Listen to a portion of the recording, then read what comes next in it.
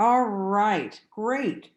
So I am pumped to be here. Thank you so much. It sucks that we're still in this virtual world, and it's disappointing we can't all meet in person. It's so much nicer to be a part of things when you can actually see people, talk to people, kind of see their reactions. So, these virtual meetings are great, but as a speaker, you're flying blind a little bit. So please use the chat. It is incredibly helpful for me to understand that you guys are picking up what I'm talking about and addressing any questions that you've got. Zach, thank you so much for that great introduction. That actually was a bio that is actually now, given the pandemic, a couple years old, and we've done a lot of changes since then.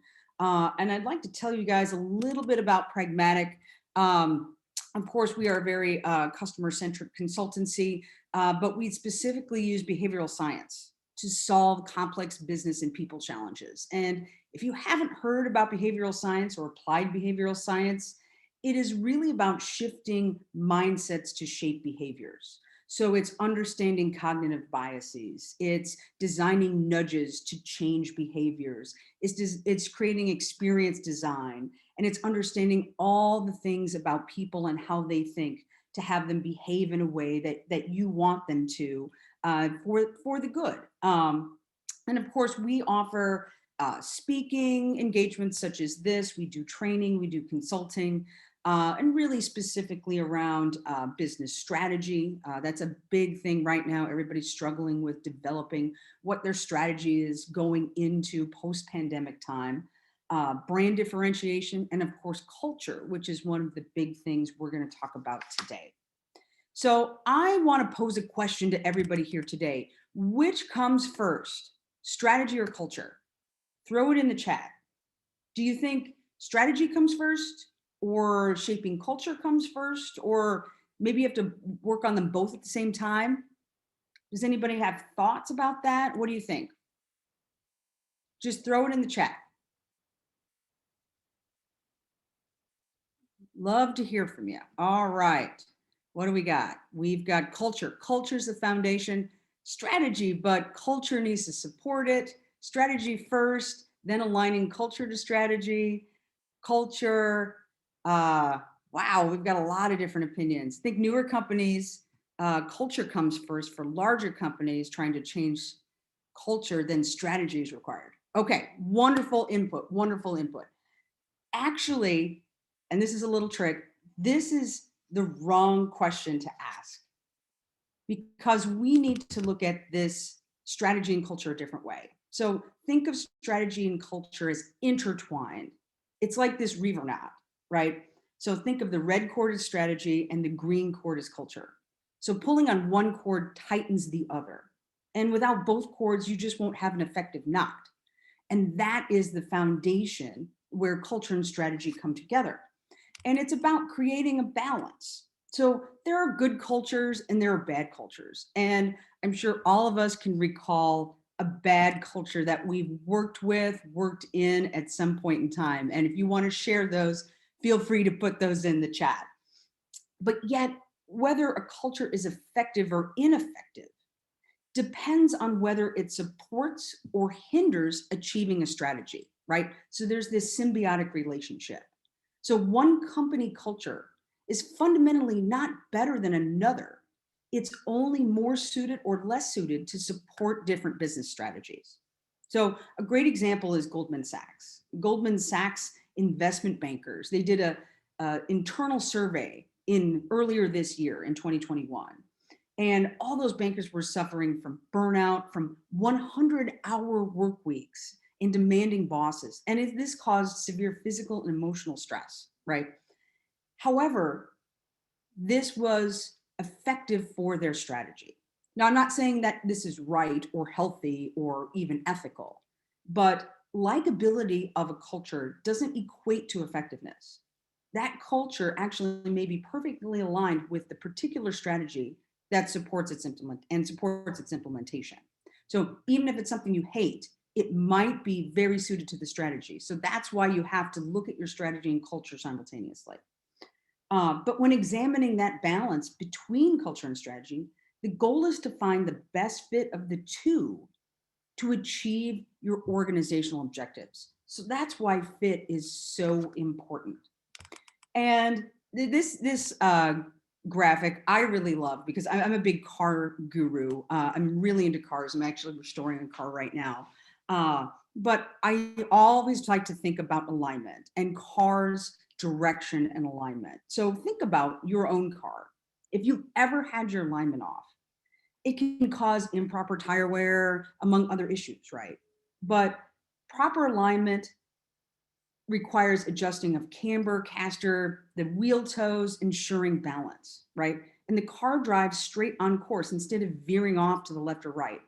And as a driver, you would continually have to counter correct that if your alignment is off, right? We've all experienced this, especially if you hit a pothole, coming out of the winter into the spring, at least here in the Midwest in Iowa.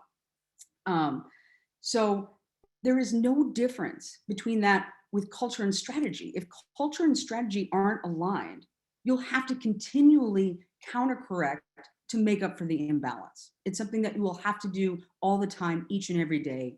And that can become incredibly frustrating. Jack Welch, actually, he was the former chief CEO of General Electric. And he stated that an organization with its face towards the CEO has its ass towards the customer, right? If we're not looking outside of our organization and looking at strategically what we want to achieve, then we are always going to be fighting that internal misalignment. And this especially comes incredibly important when you're designing your strategic focus, because there's only one direction you want to face at one time, either inward or outward. And this means that your organization strategically needs explicit priorities in which to work together harmoniously. So what I mean is that many companies hold conflicting strategic priorities that create cultural misalignment. So think of a situation where you're in an organization and we want to state that our strategy and our focus is customer centric. But on the other hand, operationally, we're highly cost controlling. Or the leaders in the organization say we're all about innovation, but we're very risk averse and completely metrics driven in our behaviors. So these things don't match. Or we want to say that we're risk takers and we're going to explore different ideas, but we want proof and data before we invest in a new concept. So again, these are great examples of how there's that misalignment between strategy and culture. Now, we all know that a bad culture can kill the best strategy. Harvard research found that an effective culture can account for up to 1/2 of the difference in performance between organizations in the same business, meaning up to 75% of organizations struggle to implement their strategies because of cultural roadblocks. And in a new global survey by the Economist Intelligence Unit, the most frequently cited barrier to implementing strategy was culture. And this is a huge roadblock. In the survey, and it was supported by the Brightline Initiative, 90% of respondents admitted they fail to reach all of their strategic goals because they don't implement them well. And more than half of them said it was a weakness in delivering strategy puts them at a competitive disadvantage. That was followed closely by the recognition that many corporate cultures have not developed the agility and flexibility to transform, right? That goes back to culture. 29% said culture could not absorb all the changes coming from the strategic plan, right? So again, this goes back to that symbiotic relationship. Another 28% blamed parts of the organization for lack of understanding of what the new strategies would demand. So many leaders in this survey also said that their employees didn't have the buy-in necessary to invest in the changes that the new strategy demanded. And at least 30% said their employees did not find it worth putting up with the hassle to help implement the strategy. So there's a big problem here between strategy and culture, as you well know. But strategy is often rational and logical, and it's a very linear plan. And culture is human, right? Strategy is about where to play and what actions to take. And culture is how that work gets done. But one is on paper and one is human behavior. And the problem is that organizations have cultures, whether they've developed them intentionally or by accident. Everyone has a culture that exists today. And good company cultures can exist alongside strategies, but great company cultures are aligned with the strategy to accelerate growth. So, how do you know what culture is right for your strategy and vice versa, right? We have a culture already. Do we need to shape our strategy around it? Or we have a strategy, but should we change it to fit the culture? Which is right? Or neither, or both? Love to see you guys' thoughts in the chat. So the question is again, do we need to shape our strategy around culture, or do we need to change our culture to fit the strategy? Any thoughts on that from the group out there? You guys are a little quiet. Maybe culture to fit the strategy. Great. Okay.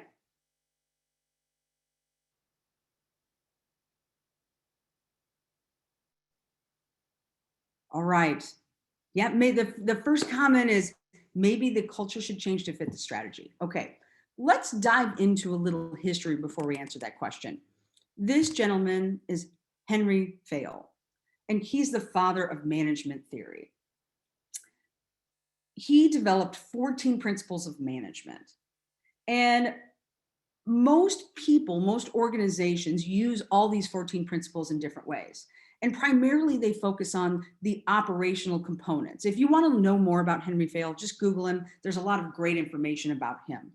But a lot of organizations tend to focus on a set of his principles, including division of labor, right? Think about how you separate different departments to do different jobs, authority and responsibility, your organizational hierarchy, discipline, right? Making sure people are doing their job and following through, a unity of command, right? Having one boss and reporting to that one boss, or subordination of individual interests, right? We're here for the greater good of the organization. And then what he calls scholar chain, which is knowing who your boss is, which is a whole different thing than having one boss, right? But what we often forget, the other elements that he talked about in his 14 principles in regards to strategy and culture, is centralization, right? In any company, the management or any authority responsible for the decision-making process should be neutral. Think about how we have internal, maybe dogfights about taking credit or taking ownership for something, right? That we need to have leaders be neutral in their decision-making process and not fight for their own department. Second is order. And his principle was that a company should maintain a well-defined work order to have favorable work culture, meaning a positive atmosphere in the workplace will produce more positive productivity, right? And we've all dealt with organizations where even though this is the strategy, we still crack the whip and we don't have a positive and healthy work culture. He also talks about unity of direction. And this is oftentimes where strategy comes into play. He said, whoever is engaged in the same activity should have a unified goal. This means all the people working in a company should have one goal and motive, which makes their work easier and to achieve that same goal. So the problem with strategy is often there are competing goals that occur, and individual departments and teams have to fight for their position in achieving that goal, even though it counteracts another goal in another part of the organization. He also talks about remuneration, and this plays an important role in motivating workers of a company. So remuneration is monetary or non-monetary, right? Saying, hey, how can I incentivize you in ways to perform better and to be happier? And this should reflect the efforts people make.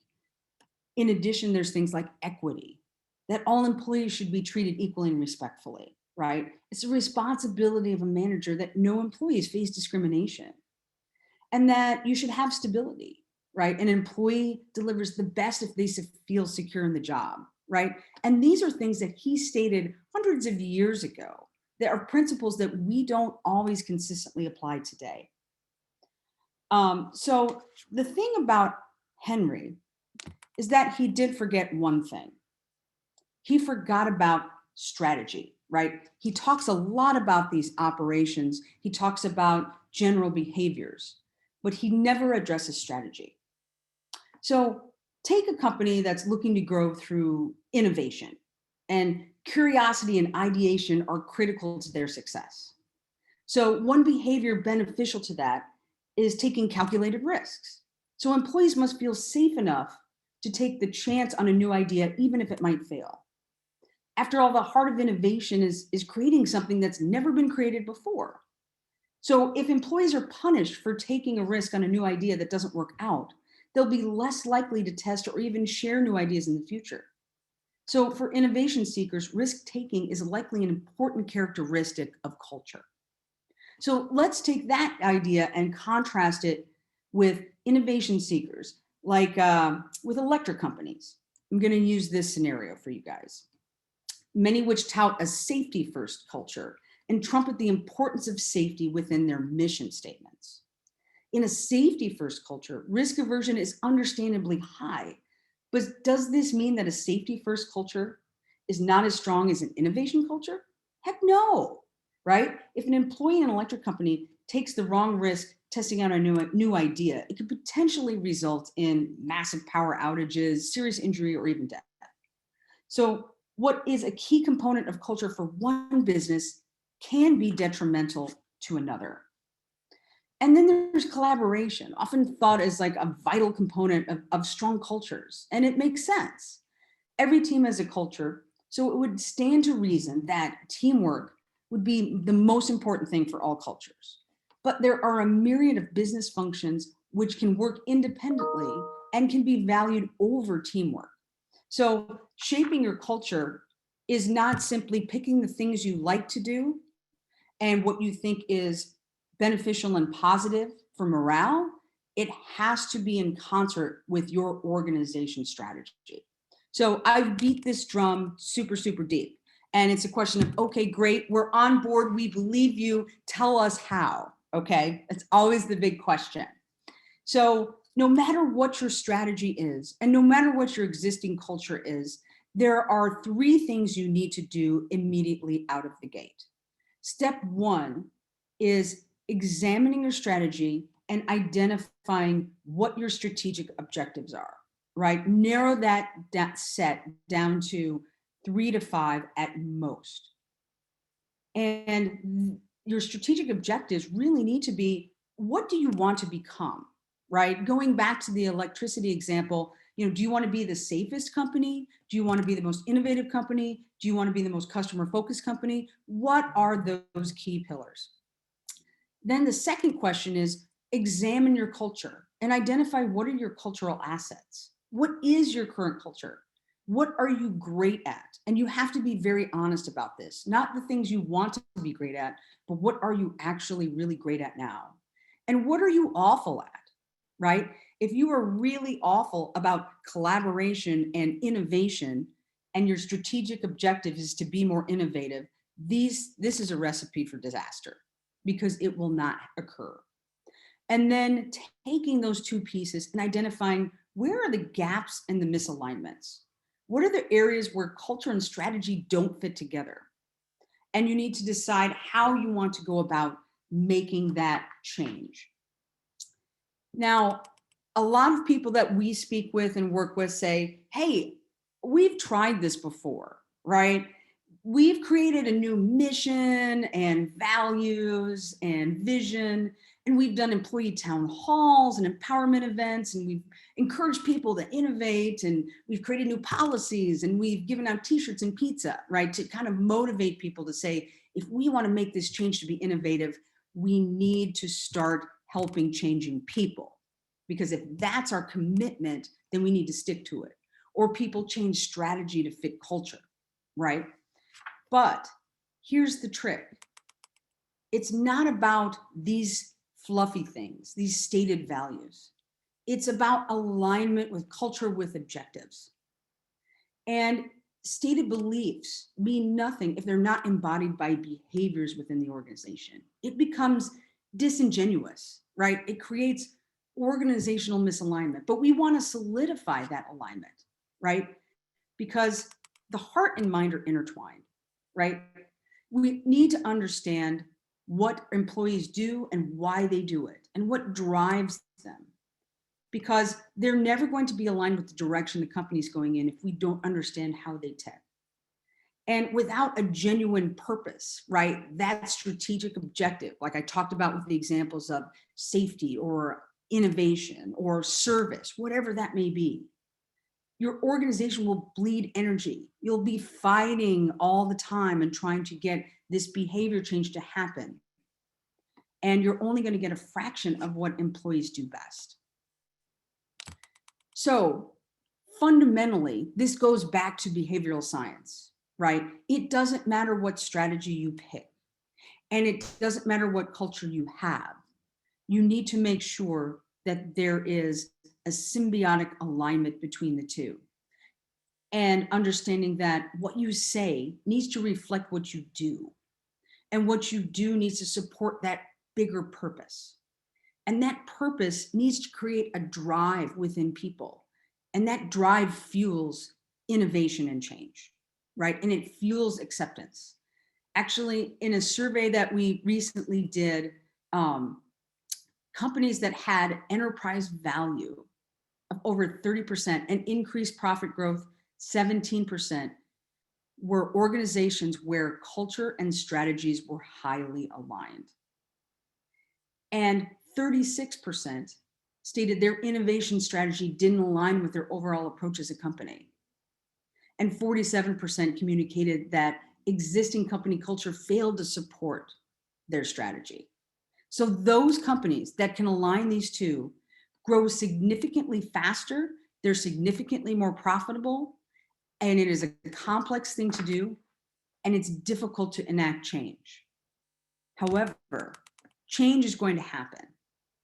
And with change, tough decisions have to be made. And this is where most companies falter, right?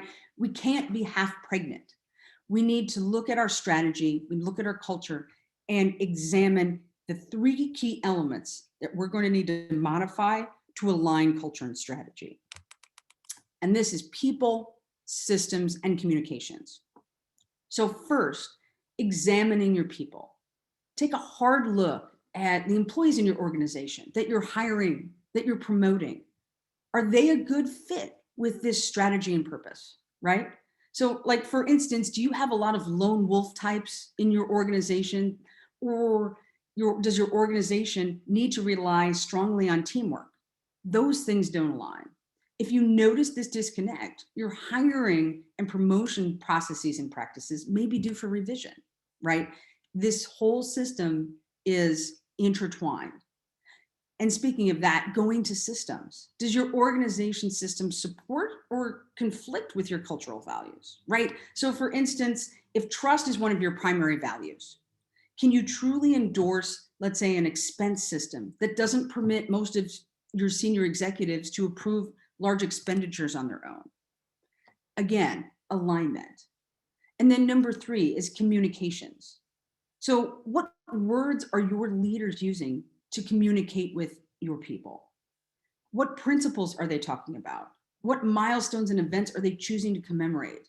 And are these communication choices supporting a culture that reinforces your strategy? Okay.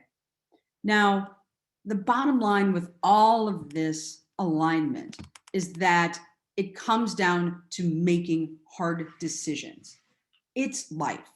And as a leader, you're going to have to make decisions on people that don't align with your strategy, that might need to be removed from your organization.